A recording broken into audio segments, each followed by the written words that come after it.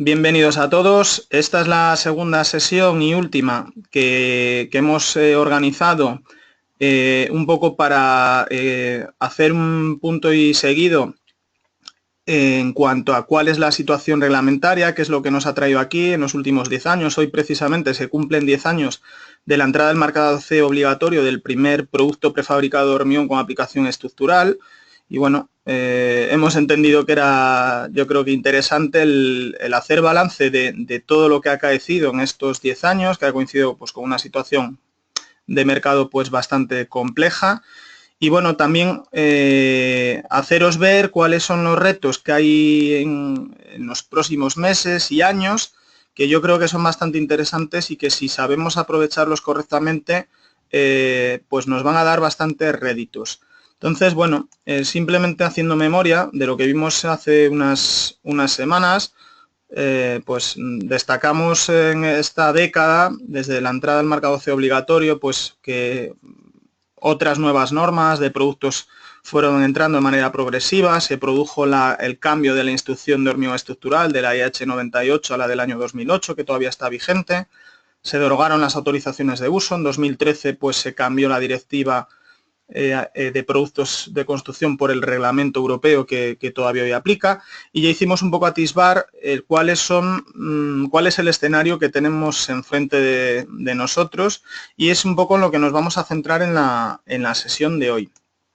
Entonces, bueno, yo creo que es interesante, aunque hemos hecho ya un número bastante amplio de acciones en este sentido, tanto en artículos técnicos que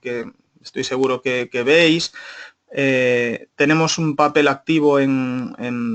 especialmente en todo lo que conlleva la implementación de la metodología BIM,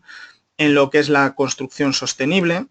Hecho destacado pues, que tenemos la secretaría del subcomité de AENOR que se encarga de los temas de sostenibilidad en la parte de edificación, desde su creación ya hace también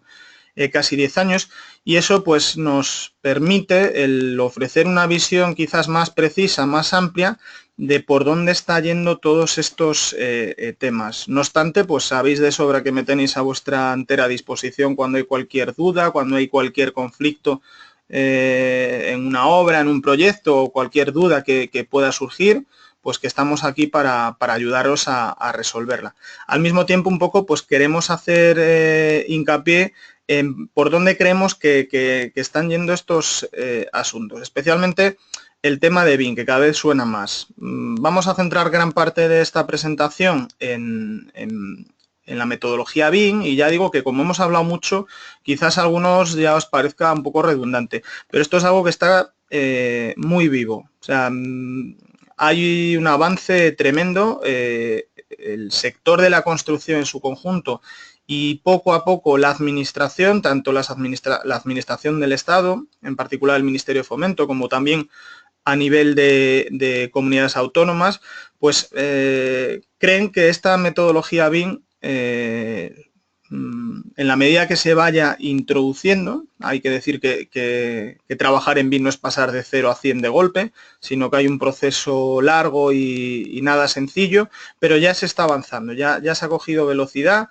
Y nosotros como industria que trabajamos dentro del sector de la construcción, pues como decía anteriormente, creo que tenemos una oportunidad bastante interesante. Pero lo primero que vamos, yo creo que es una reacción que tenemos siempre, tanto a nivel de empresa como también a nivel personal, cuando se introduce algo nuevo, pues en la mayoría de los casos se ve quizás más como una amenaza, como una oportunidad. Nosotros aquí desde que empezamos a trabajar, a observar que había una tendencia creciente, pues yo al menos bajo mi punto de vista, no sé si acertada o equivocadamente, lo vimos como una clara oportunidad. Pero las oportunidades también pueden pasar si no se aprovechan debidamente. Hemos avanzado, yo creo que lo suficiente como para hacer o creer firmemente que si el mercado cambia, que es algo que ya lo estamos viendo, en cuanto a una mayor introducción de herramientas BIM, el prefabricado tiene muchísimo que ganar, y vosotros quizás algunos de vosotros ya lo estáis percibiendo. Cuando hablamos de BIM, bueno, BIM a veces pues se suele asociar al uso de unos determinados programas, unos software, pero creo que BIM fundamentalmente implica un cambio a la hora de trabajar. O sea, no es solamente el trabajar con un software, sino que de alguna manera obliga a que la enorme cantidad de agentes que intervenimos en cualquier proyecto, en cualquier obra, nos fuerza a trabajar de una manera mucho más colaborativa. Es lo que voy a tratar un poco de destacar en las próximas diapositivas y sobre todo ver de qué manera podemos sacar ventaja. Lo primero, yo me gusta siempre poner un ejemplo bastante gráfico de qué implica BIM, dentro de que se pueden contar muchas cosas. Esto es un ejemplo que escuché en una ocasión y era el siguiente. Decía un poco que BIM fuerza a que cada elemento, cada componente, el más pequeño que sea, que vaya a llevar un edificio, una infraestructura, venga perfectamente identificado, o sea, no solamente el elemento como tal, sino en la posición en la que va a ir.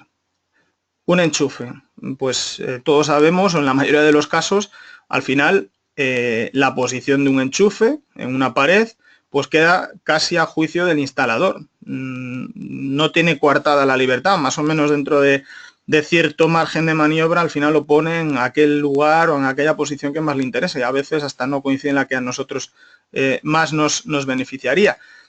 No quiero decir con esto que sirva de ejemplo de que esto se va a impedir con BIM, pero va a evitar que sobre todo que la construcción, la obra tal y como resulte, pueda cambiar conforme a lo que en el proyecto se definió. Y aquí en este sentido yo creo que ya podemos sacar una primera conclusión clara. Nosotros como prefabricadores, y aquí también habría que separar lo que es hacer una estructura prefabricada, lo que es hacer pues otras unidades constructivas que llevan elementos prefabricados, pero en cuyo caso pues la posición no es tan determinante. Podríamos hablar pues de una acera que contuviera adoquines, pues al final tampoco la precisión geométrica es algo que sea esencial. En una estructura, en cambio, sí. O sea, una estructura obliga o debe obligar a que cualquier elemento confluya por la situación que en el proyecto se ha definido, para que de esa manera no haya riesgo de colisión o interferir negativamente con otros elementos, con las instalaciones, con las puertas, etcétera. En ese caso, pues yo creo que ya debemos de, como digo, el destacar este hecho relevante a que nosotros, como vertiente industrializada de la construcción en hormigón, nuestros elementos se diseñan para que vayan por un sitio predeterminado, que no haya ese margen de maniobra que muchas veces es un poco resultante de una incorrecta ejecución. No solamente eso, como decía anteriormente, BIM implica fundamentalmente en que todos los agentes trabajen de manera coordinada. Hemos pasado o vamos a pasar de que cada agente, en la medida que entra en una etapa más temprana, como puede ser el proyectista, o más avanzada, como puede llegar a ser el constructor o la subcontrata, pues trabajen mirándose de frente. Quiero decir con esto que pasamos de trabajar con planos, simplemente con planos, a trabajar en maquetas digitales, en un entorno virtual en el cual el proyecto define de manera inequívoca cada componente, ya digo, hasta el más pequeño, hasta el más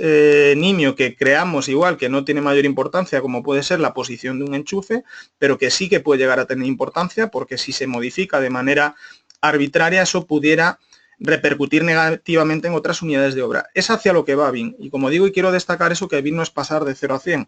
Habrá quien, bueno, en alguna ocasión que alguien me dice, ya, pero es que eso es imposible. Y digo, bueno, imposible veremos. Evidentemente esto no lo vamos a tener de un día para otro, porque esto va a obligar,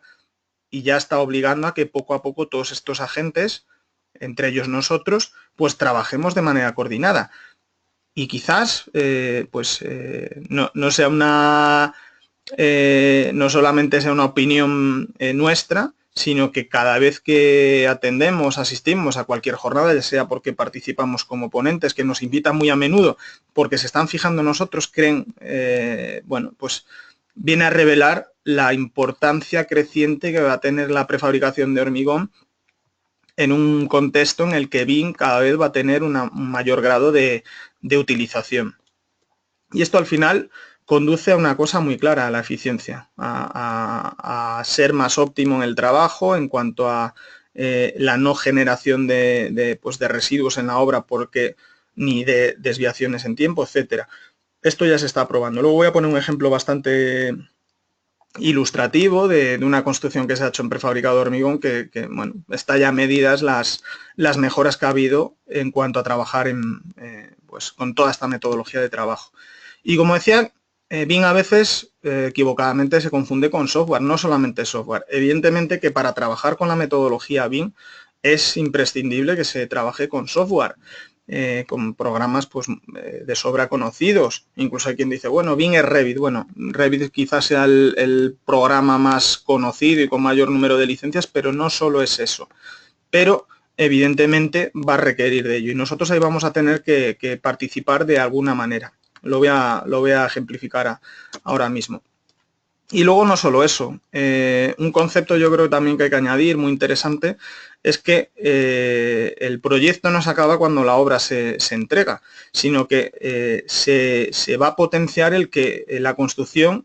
luego va a tener 50, 100 años de servicio, puede que durante esos periodos sea modificada X veces pues, por cualquier ampliación, por cualquier modificación de los espacios interiores y va a ser imprescindible que cada elemento tenga la trazabilidad necesaria. Esto es algo pues, que no sucede y que se ha admitido así por una cuestión casi de costumbre. Un caso puede ser el de las certificaciones energéticas, que se están haciendo ahora con edificios construidos años atrás, que no sabes lo que hay, por ejemplo, dentro de una fachada. Tienes un poco que imaginarte si se ha colocado aislamiento o no por la época de construcción o los distintos elementos. Esto, de alguna manera, BIM va a obligar a que se acabe. O sea, cada elemento de la construcción va a tener que saber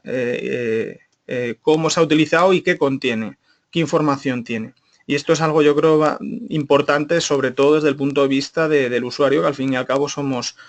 todos nosotros. Y luego otro aspecto interesante es que de alguna manera va a ir forzando a que los elementos constructivos contengan mayor información. Hasta ahora, pues si cogemos vosotros como fabricantes cuando accedéis a una obra, ofertáis una obra, pues casi que nos limitamos a presentar, pues primero la información geométrica de cada elemento, su posición y luego la información técnica mínima necesaria, que podría ser pues la que viene en el marcado C. En el caso de un, pues no sé, de un panel de hormigón, pues la resistencia del hormigón, la resistencia de la armadura y quizás pues valores relativos a la transmitancia o resistencia térmica o a la acústica, pero poco más. Pero con toda esta progresiva introducción de BIM, pues va a obligar también que de alguna manera cada elemento contenga información relativa a su puesta en obra para ayudar a la correcta ejecución, incluso pues a incorporar, y hago una primera introducción al tema de la sostenibilidad, pues lo que serían los impactos ambientales de cada uno de los elementos. Esto pues quizás sea algo que tarde más tiempo en llegar, pero ya es una visión un poco de qué es lo que persigue BIM, es decir, que cada elemento, por muy pequeño que sea, contenga la información necesaria para que el proyecto, y especialmente cuando la obra esté ya en servicio, pues se conozca lo que contiene y lo que aporta, o sea, todas las prestaciones que se le requiera. Y bueno, ya llevándolo ya a nuestro terreno, ¿qué nos hace pensar o creer? Y los primeros pasos nos están demostrando que tenemos razón en cuanto a que BIM va de alguna manera motivar una mayor apuesta, un crecimiento de los elementos industrializados, de las estructuras prefabricadas, especialmente de las estructuras prefabricadas, porque como decía anteriormente, creo que debemos de separar lo que son elementos más estandarizados, no estructurales, de lo que podría ser un edificio, que bien la estructura o bien la fachada contuviera elementos prefabricados de hormigón. Aquí os pongo una imagen de una estructura pues hecha in situ, quizás sea un poco exagerada para revelar un poco lo que quiero un poco explicar, pero vemos ahí ya rápidamente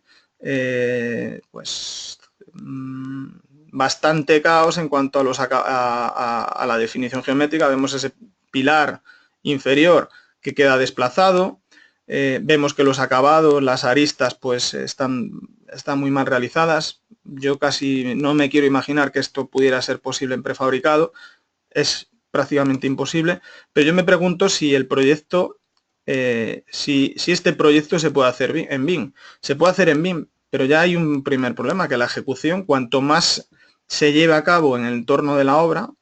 y no se haga en una industria, en una fábrica, con unos medios, con un conocimiento, con unos moldes, con unos controles que la obra no va a tener nunca, pues evidentemente todas las ventajas que hemos ido destacando de BIM se acaban perdiendo. Incluso todos esos efectos adversos que se quieren tratar de impedir con la implantación de BIM. O sea, BIM no es solo teoría, sino que luego hay que llevarlo a la práctica. Bueno, pues se acabarían perdiendo y quedaríamos exactamente en lo mismo, independientemente de que el proyecto se hubiera hecho en BIM. Si nos vamos a una estructura prefabricada, pues vemos aquí un ejemplo claro. Hay dos elementos, la viga superior con los pilares inferiores, pues es casi inevitable esperar que previamente el prefabricador que ha diseñado y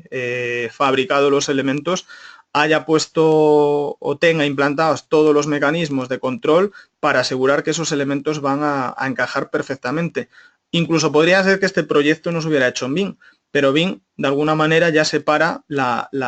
gran diferencia que hay en cuanto a una manera de construir frente a la otra. Esto sí es BIM. Incluso yo a veces digo con alguno de vosotros que llevamos tiempo trabajando en BIM sin saberlo. Y me dice, pues sí, pues casi podríamos pensar en que sí, aunque no fuéramos plenamente conscientes de ello. Por eso digo que BIM especialmente es una forma de trabajar. Sin embargo, pues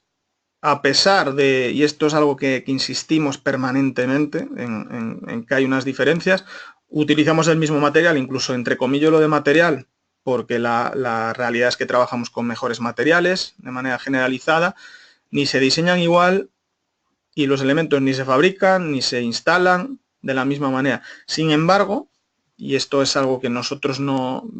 creo que debemos de alguna manera incidir en ese mensaje de cara al exterior, a arquitectos, a empresas constructoras, nos siguen tratando esencialmente igual. Yo pongo la anécdota de que a veces cuando voy a alguna jornada me presentan como el hombre del hormigón y yo intento aclarar que no soy el hombre del hormigón. Yo trabajo por la industria del prefabricado de hormigón, que ya hay unas diferencias claras como vosotros sabéis sobradamente. Y vuelvo otra vez a otro ejemplo comparativo. En el caso de una estructura prefabricada, es inevitable ejecutar correctamente. O sea, eso es a lo que conduce BIM, a que el diseño, el proyecto, identifique perfectamente cada elemento, tanto geométricamente como a nivel de contenido técnico, como a nivel de posición, para que luego las piezas del puzzle pues encajen de manera perfecta, sin ningún tipo de alteración. Es hacia lo que va. Y en el caso de la construcción tradicional, es inevitable que la construcción, por muy preciso que se sea, pero la realidad nos dice lo contrario, abro aquí un paréntesis, esta misma mañana me han facilitado fotografías de una obra que se está haciendo aquí en el entorno de Madrid, en una obra pues de cerca de 10.000 metros cuadrados, estructura y cerramientos totalmente prefabricados, pero el muro perimetral inferior se ha hecho in situ. Yo creo que es por una cuestión de costumbre y se ha hecho tan mal, tan rematadamente mal, que eso pues ha conllevado un retraso en el inicio del montaje de los elementos prefabricados, que al final han descartado que la segunda fase de esta obra se hiciera ese muro perimetral en hormigón in situ y se haya cambiado a prefabricado. Y se está haciendo un avance pues rapidísimo y con ningún tipo de alteración. Por eso vuelvo a insistir en que se puede pensar en trabajar en BIM, pero la construcción tradicional, tal y como la entendemos y con todos los fallos que en la mayoría de los casos conlleva, pues por múltiples razones, pues es algo que debemos de alguna manera saber potenciar y sobre todo desde el punto de vista comunicativo, para que pues estructuras quizás pues en la edificación residencial, donde tenemos un papel mucho menos relevante, pues se vaya cambiando un poco el concepto, porque será de la manera que nos ayude a ser más competitivos y tengamos mucho más negocio. Esto hay que saber contarlo. Así que bueno, BIM implica de alguna manera eso. Y llegados a este punto un poco, ¿qué es lo que tenéis que hacer? Pues esto no deja de ser una sugerencia. Al final, BIM, como decía al principio, implica que desde el punto de vista del proveedor de productos, materiales de construcción, los elementos contengan cierto grado de información, que en la mayoría de los casos ya aportáis. Quizás, como decía, habrá otra nueva información que se vaya añadiendo de manera progresiva, pero lo primero que se tiene que hacer es que cada uno de vosotros digitalice los productos. ¿Qué quiero decir con esto? Los elementos al final, los software, lo que leen son archivos digitales. Cada elemento pasamos de trabajar de planos, que no dejan de ser líneas que confluyen, a elementos que tienen dimensiones, que ocupan un volumen y que contienen una información de tal manera que cualquier interesado, el proyectista, pueda extraer esa información e incorporarla a su proyecto. Es el inicio para que tú como prefabricador puedas acabar entrando en el juego. Bueno, esta imagen un poco viene a decir los niveles de detalle de información que se pueden llegar a aportar. Al menos hay que empezar por algo. Nosotros, como ya sabéis, pues hace ya casi 2 años, pues decidimos dar un primer paso que consistía en seleccionar 10 productos representativos y digitalizarlos. Elegimos esos 10 que creíamos que de alguna manera cubrían la mayoría, una parte importante del gran número de elementos que son prefabricables en hormigón,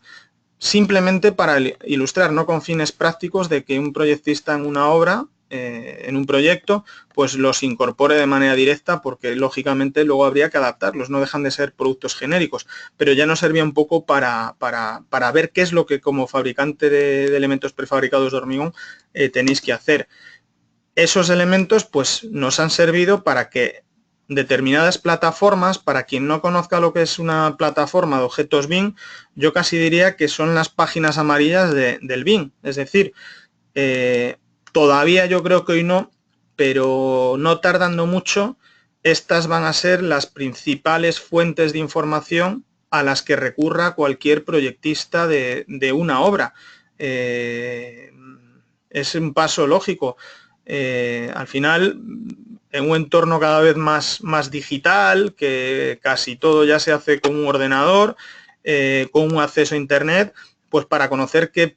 fabricantes o qué productos tenemos a nuestra disposición, el proyectista o incluso la empresa constructora va a ir a estas fuentes de información porque van a ser de acceso inmediato y es de donde van a extraer los elementos que quieran llevar a su proyecto. Nosotros hemos empezado por aquellas plataformas que creemos que tienen una mayor presencia, al menos en España. Os animo, el que no lo haya hecho, que acceda vamos, ahí aparecen los enlaces para que vea un poco cómo vienen representados. Y bueno, hemos empezado por estas 3, por Bimética, BIMobject, que quizás sea la que acabe imponiéndose como la más importante a nivel internacional. Bueno, hemos volcado esos 10 productos, les hemos añadido información y la otra es BIM & Co, esta más reciente, y ya de alguna manera nos empiezan a demostrar que ha sido una decisión bastante acertada el empezar a aparecer en este tipo de plataformas, porque ya digo que van a ser las principales fuentes de información para elaborar cualquier proyecto. Incluso pues tiene otras funcionalidades interesantes. Aquí nosotros hemos empezado pues con productos marca Andece, pero lo lógico es que en una fase posterior seáis vosotros los fabricantes los que subáis o utilicéis estas fuentes de información, estas plataformas para estar visibles, para incluso, bueno, tiene ciertas funcionalidades, como digo, bastante interesantes que puede ser quién ha descargado uno de vuestros objetos. En ocasiones, pues no sabéis quién os ha llamado, por qué alguien os ha llamado, ha recurrido, os ha pedido una oferta y de esta manera pues vais a tener una medida directa de quién está interesado en un producto vuestro, incluso pues para hacer algún tipo de acción más dirigida, más comercial. Bueno, pero no solo eso, ya digo que BIM debemos de separar un poco lo que es la prefabricación de elementos estructurales de la de elementos no estructurales. En el caso de las estructuras hay unas ventajas también añadidas. Una es esta, esto es algo que yo pude comprobar en un viaje que hice hace un par de años a Holanda y a Alemania, muy interesante, donde BIM está mucho más avanzado. Y no solamente desde el punto de vista del diseño, sino que en la fabricación, alguno yo creo de vosotros ya lo empieza a aplicar. Hay otras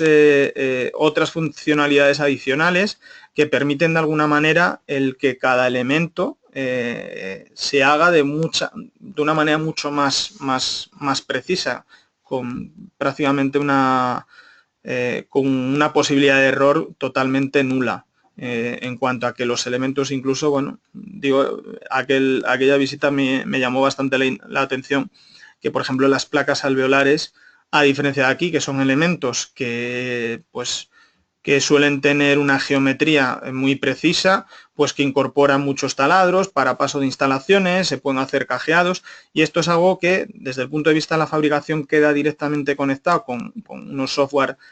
específicos con lo que se hace con los software BIM. No solamente eso, también desde el punto de vista de la logística, para optimizar la carga de los camiones, también hay otras herramientas que quedan vinculadas con los software BIM, incluso pues para llevar un mayor control de la planificación de la obra. Allí está mucho más arraigado que los prefabricadores cubran, o sea, hagan un llave en mano y cubran el proceso completo. Y yo creo que esto es algo que nos pudiera ser mucho más interesante este modo de funcionamiento desde el punto de vista de la competitividad y no limitarnos a ser unos proveedores de productos de construcción. Y como decía, hay un ejemplo reciente que pone bien a las claras las ventajas que empieza a aportar el uso de herramientas BIM. El edificio de IKEA en Alcorcón, que lleva aproximadamente un año desde su apertura, debo citarlo, la empresa Precon, que la conoceréis muchos de vosotros, pues un edificio totalmente industrializado, con elementos prefabricados de hormigón, pues bueno, hay 235 metros por 160 metros, o sea, un edificio de cierta envergadura, y es un edificio que se hizo totalmente con el uso de herramientas BIM, en este caso con el programa Tecla, que además comercializa un socio nuestro, Construsoft, y aquí, bueno, cada elemento, tanto a nivel de elemento como a nivel de conexiones, que es algo imprescindible que se haga correctamente, que quede definido de manera inequívoca desde la fase de diseño, bueno, pues se recurrió a eso. Y la experiencia desde el punto de vista del prefabricador ha sido totalmente positiva y acertada y bueno, reconoce que ya no hay vuelta atrás. Implica que cualquier error que de otra manera suele aparecer en la obra cuando el impacto es mucho mayor, pues se observa ya directamente en el diseño y se puede corregir sin ningún tipo de sobrecoste ni alteración de otras unidades. Bueno, pues esto es algo que, como digo, también debemos de saber explicar de cara al mercado. O sea, al final nosotros no solamente prefabricamos, sino que somos diseñadores en la mayoría de los casos de los elementos que fabricamos y que también en otros muchos casos cubrimos también la instalación. O sea, al final esto es garantizar que la obra va a cumplir, va a respetar lo que se definió en el proyecto. Y ya un poco cerrando este bloque de BIM, pues una pregunta que solemos recibir bastante porque es un mensaje que circula por ahí en cuanto a que el Ministerio de Fomento ha establecido unas fechas. Bueno, el Ministerio de Fomento, primero hay que matizar que no deja de ser una declaración de intenciones, que en diciembre de 2018 cualquier proyecto de edificio público sea conforme a BIM y a mediados en julio de 2019 en cuanto a obra civil. Pero ya digo que esto no aparece en ninguna ley ni en ningún real decreto, es algo que ha expuesto y que bueno, está todavía por ver cómo se consigue esto y con qué grado de implantación. Yo esto todavía lo pondría un poco en duda. No obstante, pues hace unas semanas el ministro de Fomento pues ya señaló que ciertas reformas que se van a cometer en los aeropuertos de Madrid, Barcelona y Palma, pues se va a trabajar ya en BIM. Ya digo que BIM no es pasar de 0 a 100 de golpe. El caso más claro es el del Reino Unido, que ha escalado, ha dividido en 3 fases distintas la implantación a BIM y en abril del año pasado pues determinó la escala 2/3. Esto pues viene de alguna manera a demostrar una tendencia, pero yo no me preocuparía por el hecho de que vamos a tener que trabajar o deber de disponer de una adaptación plena a lo que persigue BIM de aquí a estas fechas que aquí aparecen. No obstante, también hay que decirlo, que la caída en la inversión en obra pública pues hace de alguna manera que esto no tenga tanta importancia, pero no obstante yo creo que en el caso de proyectos privados, de edificación privada especialmente, que es donde se concentra la mayor demanda en estos momentos, pues es algo que ya es notorio, que cada vez más se empieza a exigir. Por lo cual yo animo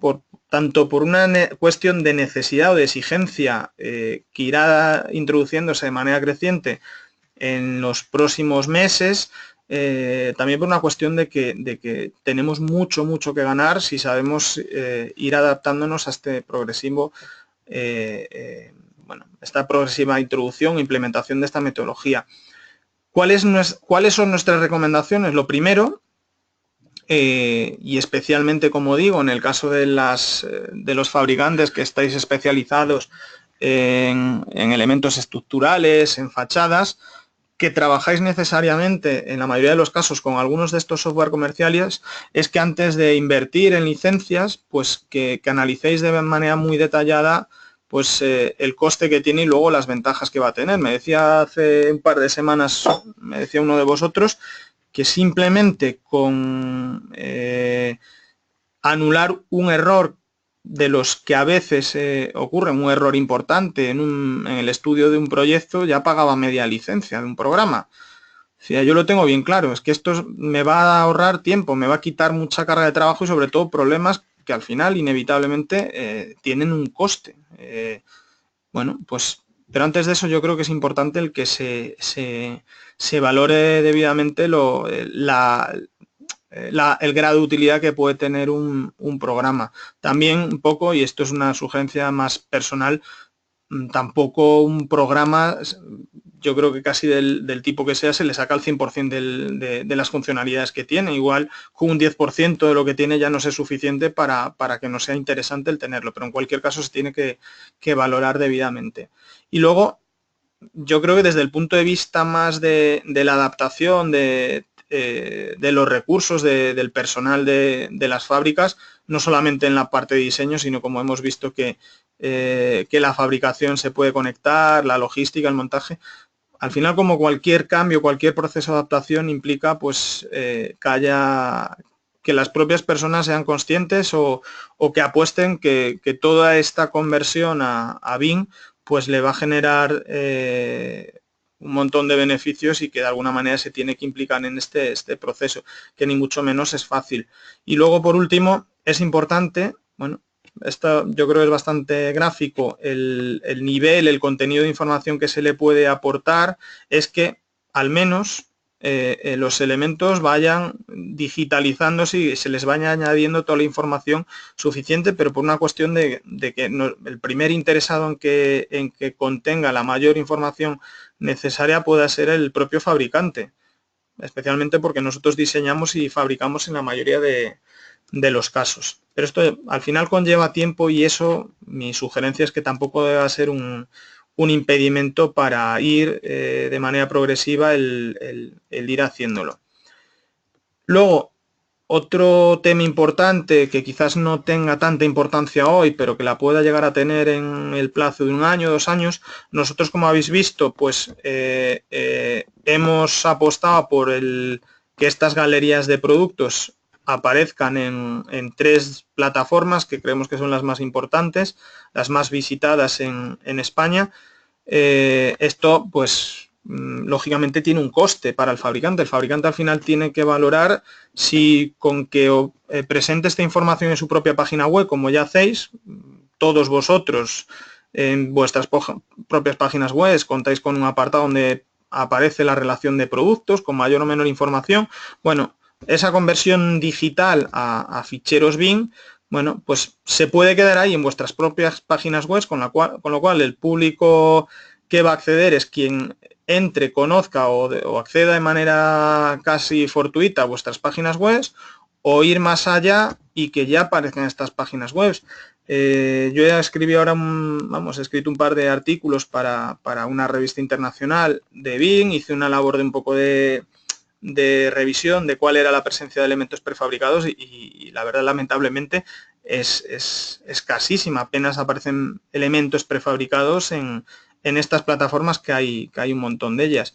Bueno, esto al final va a ser igualmente un análisis de ver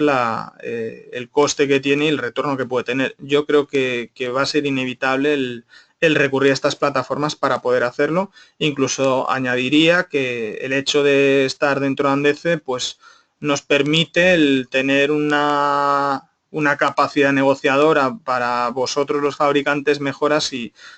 no estáis dentro de la asociación. Ellos van a ser los principales interesados en que vosotros acabéis recurriendo y bueno, yo creo que eso también es algo que debemos de saber aprovechar. Por tanto, yo entiendo que esta implementación progresiva de BIM es una verdadera oportunidad, pero evidentemente todo parte de que os convencéis vosotros de que tiene una serie de beneficios que van a ayudar a que las empresas seáis más competitivas en esta transformación del sector de la construcción en su conjunto. Y un ejemplo un poco ya para cerrar este bloque lo pone el hecho de que este año el concurso de estudiantes, que llevamos celebrándolo varios años, este año un poco la segunda edición, que hemos cambiado un poco el formato, pues está orientada sobre todo a de alguna manera ir educando a los futuros profesionales, y que son los que van a decidir si en sus proyectos van más o menos elementos prefabricados, a ir un poco el que vayan interiorizando que un elemento prefabricado de hormigón, una solución, un sistema prefabricado de hormigón, pues va ligado a lo que es la metodología BIM. Y bueno, yo creo que es algo también un poco que una demostración de la apuesta que hemos hecho en el sector y en Andece por este tema. Y luego el otro elemento importante que debemos destacar es el tema de la sostenibilidad, un concepto que en ocasiones yo creo que se abusa o se habla de él de manera no plenamente consciente. Bueno, lo que es claro en cualquier caso es que hay un cambio de modelo. Estamos atendiendo ya, observando que el diseño sostenible, la construcción sostenible es algo que aparece cada vez con mayor frecuencia. Bueno, ¿qué es esto de la construcción sostenible? Yo no, como decía al principio, que llevo ya 5 años siendo secretario del subcomité de NOR de edificación sostenible, yo casi diría que más que hablar de ir hacia una construcción sostenible, lo que estamos hablando es que venimos de una construcción insostenible. Es un poco recuperar cierto grado de sentido común que se perdió especialmente en los años que se construía de manera pues desbordada. Bueno, llevándolo también igualmente a nuestro terreno. ¿Cómo debemos aprovechar este paso? Bueno, algunos de los que estáis hoy aquí presentes ya me había preguntado en su momento, ahora ya lo conoceréis mejor, me hacéis una consulta que os llega de una obra a la cual estáis ofertando, o que el director, la dirección de obra o incluso la empresa constructora os reclama cierta información y estáis un poco perdidos. Oye, me están pidiendo una declaración ambiental de producto, ¿qué es esto? Bueno, ¿o para qué es esto? Especialmente esto está viniendo motivado de que cada vez hay mayor, especialmente en la parte de edificatoria, un mayor número de edificios o empresas, ya bien sean promotoras o la propia constructora, que están apostando por certificarse bajo sistemas que evalúan el grado de sostenibilidad que tiene la construcción. Por una cuestión muchas veces de imagen y en otras ocasiones por una cuestión de que supone una inversión que luego va a repercutir favorablemente en la fase de servicio de los productos. Esto ya os empieza a sonar, vamos, los sistemas LEED, BRIAN especialmente. Y desde el punto de vista del fabricante de productos de construcción, pues puede aportar una serie o se le va a exigir, y ya se le está exigiendo, que demuestre el cumplimiento de una serie de requisitos. Existen una serie de requisitos que entendemos que desde el punto de vista del prefabricador podremos o podremos llegar a ser más competitivos si estamos debidamente preparados. Pero esto es algo que todavía está en un grado más emergente. Me voy a concentrar la atención en la parte de las declaraciones ambientales de producto. Un poco para que sepáis de manera muy resumida en qué consisten estos sistemas de certificación, pues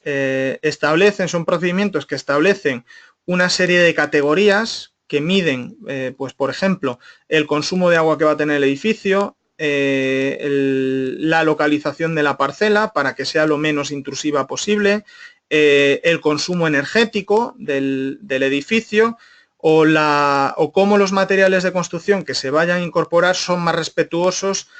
con el medio ambiente o con una serie de requisitos que se consideran así. De esta manera, bueno, pues define una serie de categorías o de requisitos y en función de la importancia mayor o menor que tengan, pues va concediendo una serie de puntos o créditos. Y una vez se ha hecho una evaluación completa de todos estos requisitos, se suma y se obtiene una clasificación u otra. Por ejemplo, el sistema LEED pues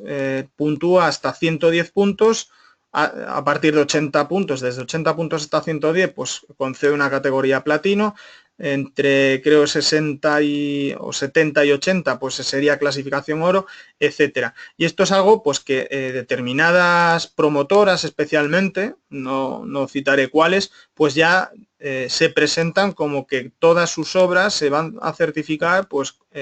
contra uno de estos esquemas.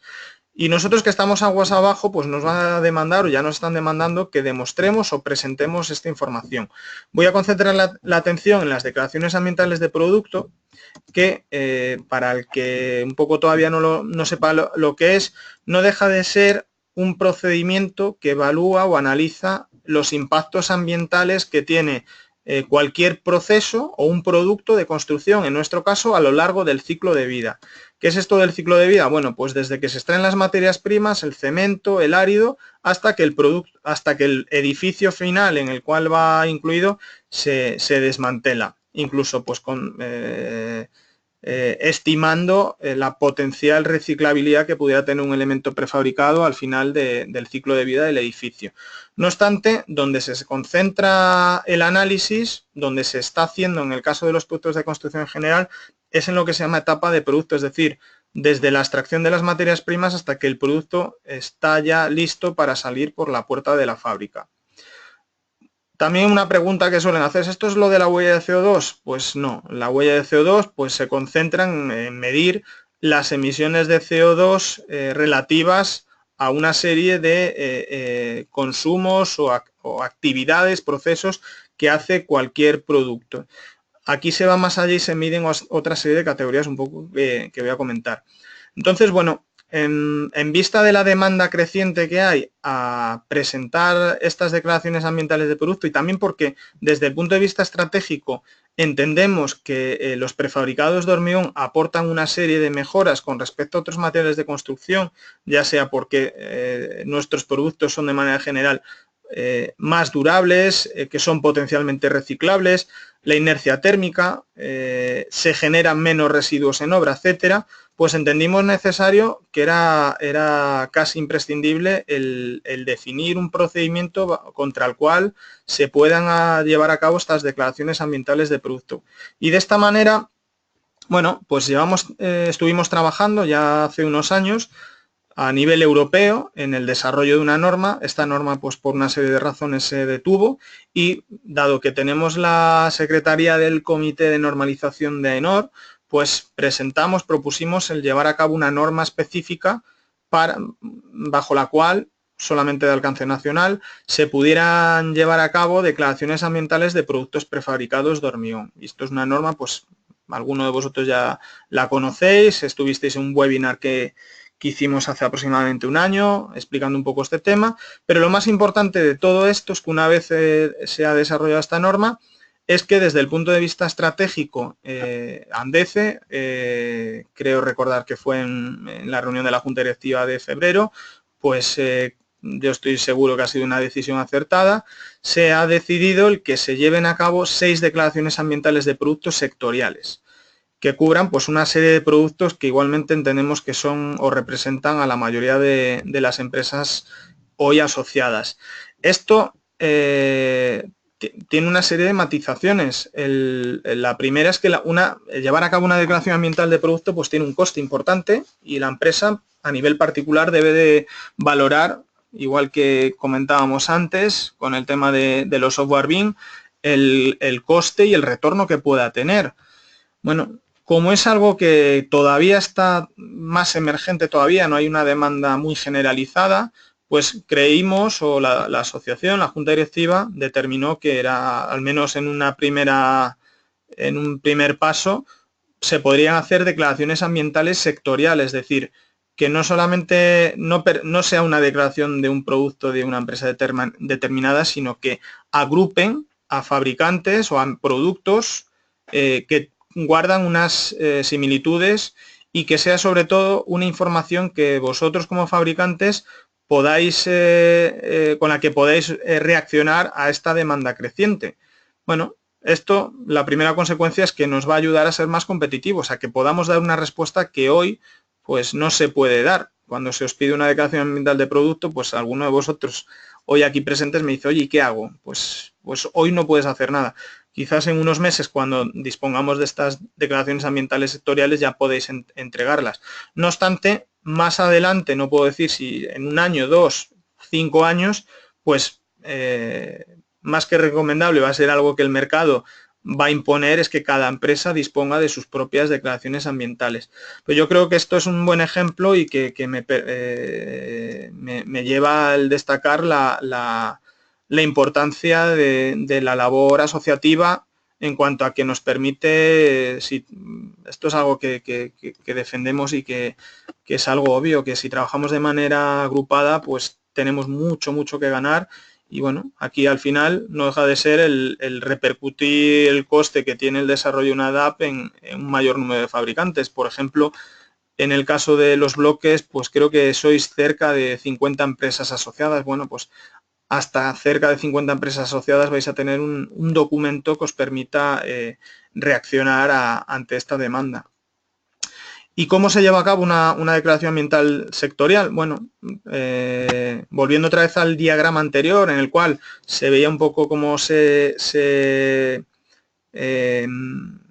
distribuye el ciclo de vida que tiene un producto o un edificio que incorpora una serie de productos de construcción. Bueno, nosotros al menos tenemos que llevar a cabo un análisis de los impactos ambientales, una serie de indicadores que ya están preestablecidos en esta norma que llevamos a cabo, y desde el punto de vista práctico, operativo, de qué es lo que se os pediría, y aquí abro también un paréntesis, como fabricante asociado no estáis obligados a participar en cuanto a la entrega de esta información, pero es inevitable si queréis luego disponer de esta declaración ambiental de producto, porque solamente aparecerán relacionadas a aquellas empresas que hayan participado. Bueno, también digo, alguno de vosotros de los que estáis aquí presentes pues ya ha recibido una primera visita de los consultores ambientales de la empresa con la que hemos llegado al acuerdo para que las lleve a cabo, y no deja de ser que tomen nota de los consumos de materias primas que se utilizan, de los consumos de energía, de agua, de las emisiones que puedan producirse, de los residuos que se generen, etcétera. O sea, un análisis con cierto grado de detalle y en un periodo, bueno, pues si se está llevando a cabo en 2017 es probable que se deban de recopilar todos estos valores, datos del año 2016, de tal manera que el consultor luego pueda proceder y hacer una media del sector, o al menos de los fabricantes que participen en este análisis. Yo de verdad animo, y esto es una información que os llegará más pronto que tarde, os animo a todos a a participar para que pues esperemos que ya antes de final de año pues estas 6 declaraciones ambientales de producto que se ha decidido llevar a cabo pues tengáis ya acceso a ellas y las podéis utilizar para cuando se os demande. Y bueno, ya por ir cerrando un poco este webinar y abrir un último turno de ruegos y preguntas, aunque por lo que la lista de los que aparecéis aquí me llamáis o me escribís de manera bastante regular, bueno, hay otros 2 temas yo creo importantes que cabría destacar y que en los próximos meses, año, 2 años, pues van a aparecer y vais a recibir información puntual para de alguna manera contar con vuestra colaboración y sobre todo con vuestro conocimiento. Lo primero es algo ya que queda, ya habéis recibido un primer comunicado hace un tiempo, es que se está revisando la EH08, de tal forma que en 1 año, 2 años máximo, y esto es algo que estima el Ministerio de Fomento, dispongamos de un código estructural. ¿Qué es esto del código estructural? Bueno, pues se tomó la decisión que en un único documento se incorporasen las estructuras de hormigón, las de acero y las mixtas. A diferencia de cómo se ha planteado hasta ahora, que las estructuras de hormigón quedaban definidas en un documento que se ha llamado IH. Otra pregunta que se me hace normalmente es, desde el punto de vista del cálculo, ¿cómo está el tema de los eurocódigos? Bueno, desde el punto de vista del cálculo, como ya están haciendo otros países, aunque en España, por decisiones yo creo que poco defendibles, pues todavía hoy se cuenta con criterios particulares y de índole nacional, y lo lógico es que en un entorno cada vez más global, y muchos de vosotros que ya estáis trabajando en otros mercados, pues que sea lo mismo calcular en España una estructura de hormigón que calcularla en Francia o en Portugal. Bueno, la idea es un poco que este documento converja en la mayor parte, en la medida de lo posible, a las normas europeas. Y bueno, todavía hoy estamos a la espera, estamos participando, un poco por explicaros cómo se ha ido tramitando este tema. Se lanzó un primer borrador a finales de 2013, dada la extensión que tiene, que eran más de 2000 páginas, pues hicieron una serie de grupos de trabajo, que cada uno de ellos estaba dedicado pues a una parte, uno al cálculo, otro a la ejecución, etcétera. Nosotros hemos participado en 2 de los grupos, uno de sostenibilidad y durabilidad y otro de control de calidad. Hemos ido trabajando y todavía hoy estamos trabajando en distintas revisiones que se van haciendo, comentarios, observaciones que se van haciendo. Bueno, en cualquiera de los casos, cabe esperar que antes de final de año se lance un borrador 0, y nosotros como asociación pues nos encargaremos de hacer una primera revisión para filtrar todos aquellos aspectos que nos apliquen de manera directa, y a continuación intentaremos implicaros en la medida de lo posible. Yo aquí pues es algo que me gustaría destacar. Cuando se sacó el borrador 0 de la EH08 era otra época, había más empresas, las empresas teníais mayor número de recursos y se hizo una labor excepcional. Recuerdo que se hicieron cerca de 110 observaciones y se aceptaron todas menos 2. Esto no quiere decir que la IH08 sea perfecta para el prefabricado, pero viene a demostrar que si se trabaja de manera coordinada y conjunta, al final, pues durante los 10 años, casi 10 años que lleva ya la aplicación en la IH08, pues el haber hecho ese esfuerzo previo de tratar de defender aquellos aspectos que como sector nos beneficiarían, pues creo que merece la pena. Esto será una información que os llegará, y ya desde este momento pues os animamos y creemos que va a ser fundamental y que lo vamos a ver luego reflejado en nuestro negocio, el destinar, el invertir un poco de tiempo en revisar aquellos aspectos que vosotros luego lo sufrís. Yo, por ejemplo, pues si cambia un parámetro, un aspecto del control, pues no soy capaz de medir la importancia que puede tener porque yo no estoy en la fábrica. Vosotros sois los que estáis en la fábrica y lo sufrís. Entonces, bueno, ya desde este momento pues me gustaría un poco avanzaros la importancia de que los fabricantes estéis debidamente implicados. Y luego, por otro punto, bueno, pues esto es algo que no entiende de situaciones de mercado, de crisis o de épocas más bollantes. Las normas a nivel europeo, que pues cada vez más y llegará casi el punto de que el 100% de las normas que nos afecten pues sean normas europeas o normas internacionales. Bueno, esto es algo que sigue su curso, su movimiento, no obstante, a fecha de hoy existe cierto bloqueo de las normas, por razones un poco que no son puramente técnicas o de sector. Hay un bloqueo de ciertas normas pues, que se han revisado y que todavía hoy no quedan referidas para el mercado C, pero bueno, en cualquiera de los casos, una información que cuando se aprueba una norma o una revisión de una nueva norma o hay cualquier cambio que nos afecte, la información intentamos siempre que os llegue para que seáis conocedores desde el minuto 1. No obstante, pues también cabe destacar la importancia de que como sector que lleva o asociación que lleva más de 50 años en ejercicio, pues que tenemos dos, yo soy el secretario de dos comités de AENOR, tanto del de normalización como el de certificación, y que esto nos concede cierto margen de maniobra. Ya digo que aunque las normas sean europeas, si hay algún problema, o sea, cualquier norma a nivel europeo, pues pueden pasar mínimamente, vamos, 3-5 años en cualquier cambio de calado, pues siempre nos guardamos ese cierto margen de maniobra al disponer de estas secretarías, pues que a través o bien de complementos nacionales o de los reglamentos de la marca N, pues nos permiten ser mucho más rápidos y ágiles para poder responder a una necesidad más abierta de cubrir algún producto, etcétera. Y lo mismo que digo, la necesidad siempre de implicaros a los fabricantes asociados porque sois los que medís de manera directa la importancia que pueda tener cualquier cambio, cualquier modificación, tanto para bien como para mal. Entonces, bueno, sabéis que os llega esta información y me tenéis siempre a vuestra entera disposición pues para ayudar a resolver cualquier conflicto, duda que podéis tener y ser mucho más eficaces en nuestro trabajo. Y con esto pues creo que he cumplido con la hora que tenía prevista, me he ahorrado 2 minutos. Si me queréis hacer alguna pregunta, aunque como veo que sois habituales en este tipo de acciones online y me preguntáis cuando lo necesitáis, si alguno me quiere preguntar algo ahora o bueno, presentar cualquier inquietud o reflexión, que lo haga.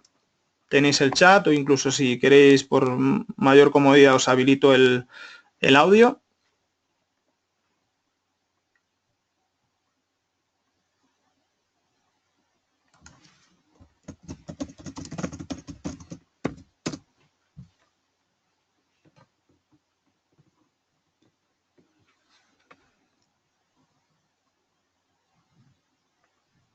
¿Alguna pregunta?